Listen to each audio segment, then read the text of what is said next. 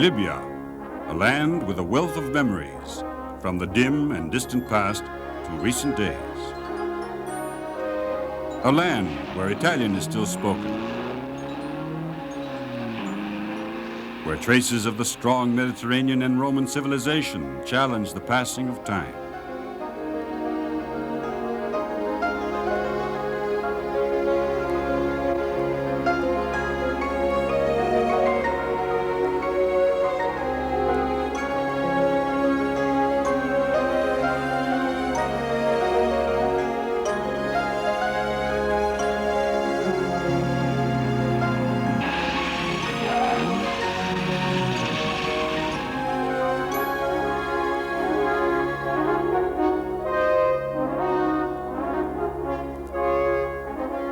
This is the modern aspect of Libya, a country well on the way towards the configuration of her own political, social, and economic identity.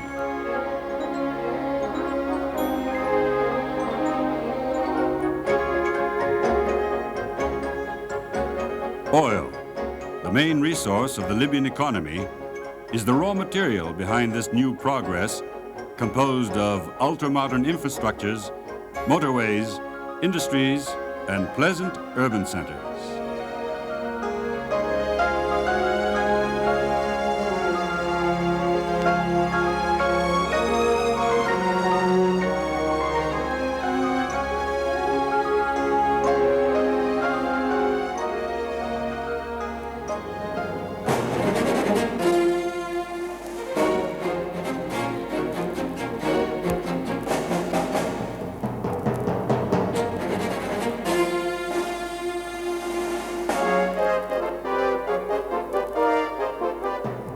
And GPTC is the brain behind the latest technological project, the Jamahiriya Telecommunications Network, 11,000 kilometers of cables linking the principal cities of the Republic, thus permitting thousands of simultaneous telephone conversations, data transmission and telegraph channels, color TV.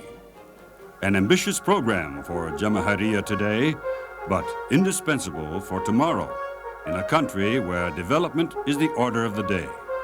The Libyan authorities, fully aware of the role of telecommunications in this process of development, lent a ready ear to GPTC, who first conceived this project. Preliminary planning was the fruit of consultation and collaboration between GPTC and Telconsult, whilst the completed network owes a debt to Italian technology and labor that secured the contract over the heads of French, German, Japanese, and English bidders. GPTC entrusted the order, worth more than $670 million, to the Pirelli Industries associated with the companies COAX, Telecommunications, and Sirti. Each company operated in its own specialized field as illustrated. Sirti, installation, 58.1%. Pirelli, cables, 18.3%. Telecommunications, equipment, 15%. COAX, cables, 18.6%. Sirti came in for the lion's share, about half the total contract, the more complex half. Excavations for about 7,000 kilometers. Cable laying for more than 11,000 kilometers. Installation and lining up of 4 and 12 megahertz systems covering 16,200 system kilometers. Then there were the unpredictable complications. Rock, to cite one. There was much more rock along the route than foreseen, but Sirti got over every difficulty thanks to its vast experience. Pirelli and COAX start producing the cables required.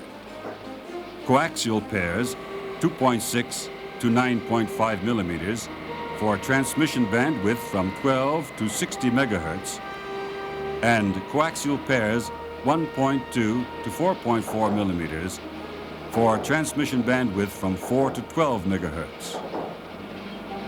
The number of the coaxial pairs varies according to the destination. GPTC, with good reason, chooses a cable with lead sheathing protected by steel tape armor in order to increase mechanical strength and thereby reduce maintenance operations.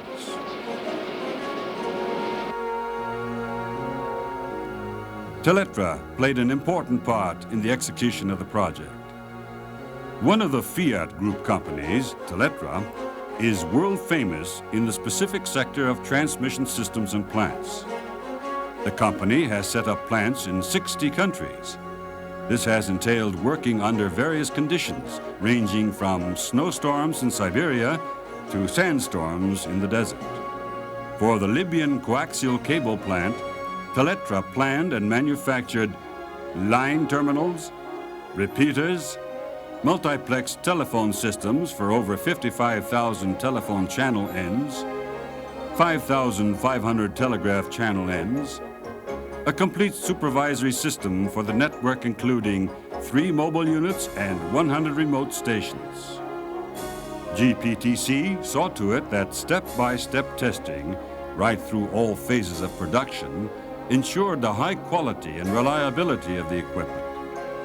The stringent quality assurance objectives laid down by contract were thus achieved to the complete satisfaction of all parties.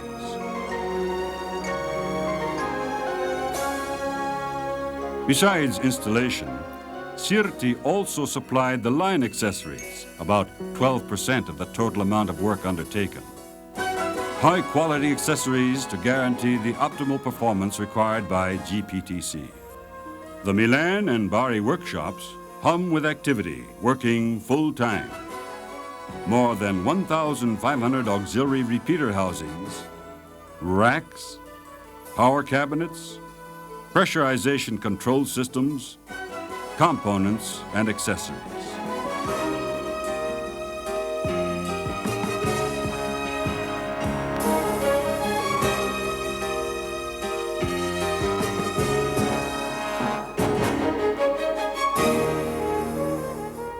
Meantime, the environment becomes a harsh reality.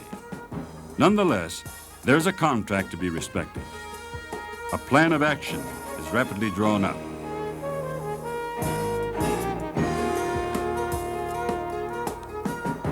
Sirti management sets up an executive structure as follows: a head office, seat of the Sirti Libya branch, coordinating the 3 work offices responsible for Tripoli, Benghazi, and Seba, together with a series of fixed and mobile groups for cable laying, jointing, transmission, and the installation of stations.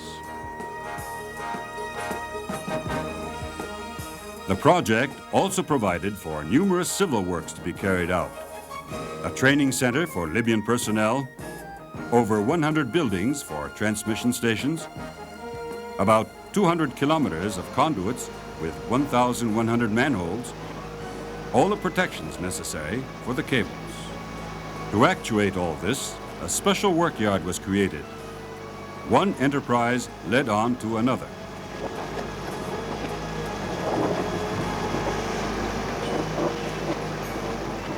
As a whole, this was a gigantic undertaking, an enormous effort, calling for heavy investments on the part of Sirti, not only in equipment, but also in the logistic infrastructures required to resolve accommodation problems.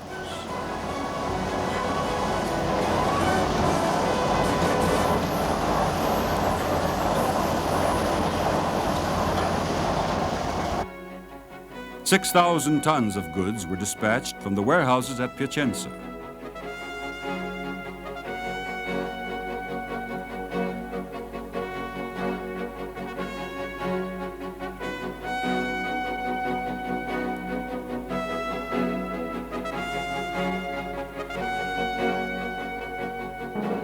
Spectacular is putting it mildly. All the motor vehicles and containers are being loaded up.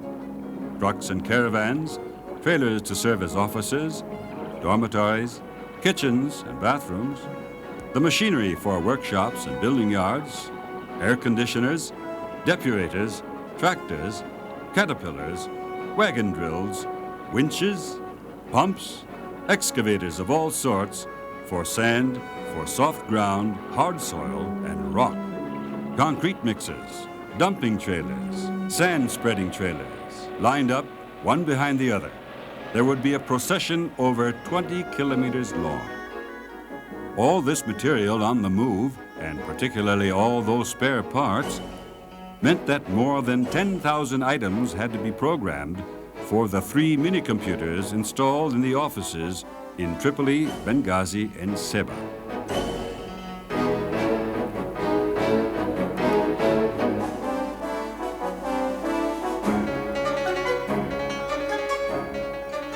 This ensured a smooth-running organization from the executive point of view as regards liabilities to, and above all, costs. Everything was clearly defined.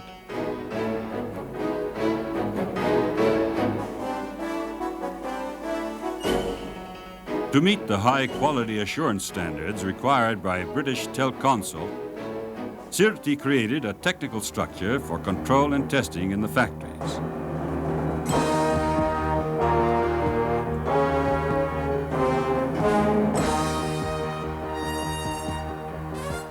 The entire technical and executive staff, about 200 members in all, was recruited from Sirti, whereas management of the building yards and warehouses and getting production underway were handed over to 365 Italian workers employed on short-term contracts. The unskilled labor force, 750 men, was, on the whole, composed of Indians, mostly employed on civil works, and Philippine laborers who chiefly worked on cable jointing and electrical jobs. The work was carried out in a spirit of harmonious collaboration based on the mutual respect of international conventions and local customs.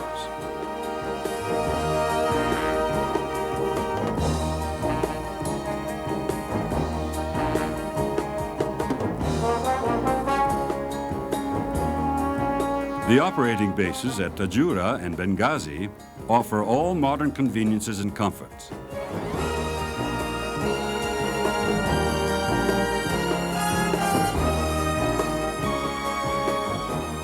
Attractive prefabs accommodate family groups, and even the four-legged guests are perfectly at home.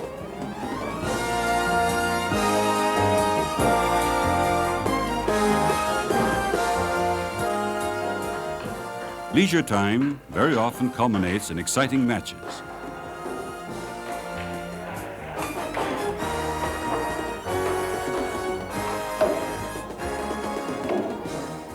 In the desert, a decidedly less convivial environment, the mobile camps advance day after day. The men lodge in prefabs mounted on trailers 4 meters long. Each camp is self-contained, having its own generator and tanks for fuel and water. They are nothing less than caravans of present-day pioneers, modern caravans linked via radio with the camp bases in Tripoli, Benghazi, and Seba, and equipped with canteens, showers, recreation rooms, and such services as are today considered indispensable.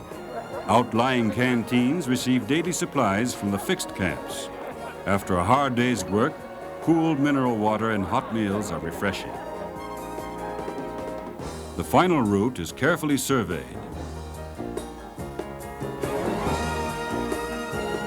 For planning purposes, it's of course of the utmost importance to ascertain the nature of the terrain. And in fact, the percentage of rock turns out to be much more than it first appeared to be.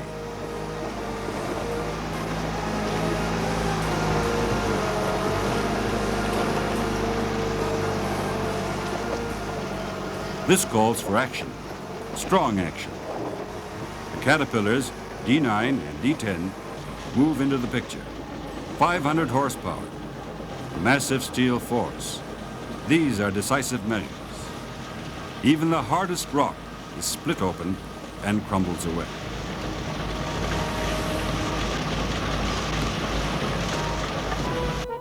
Next on the scene, follow the hammers and excavators. The section assumes a definite shape.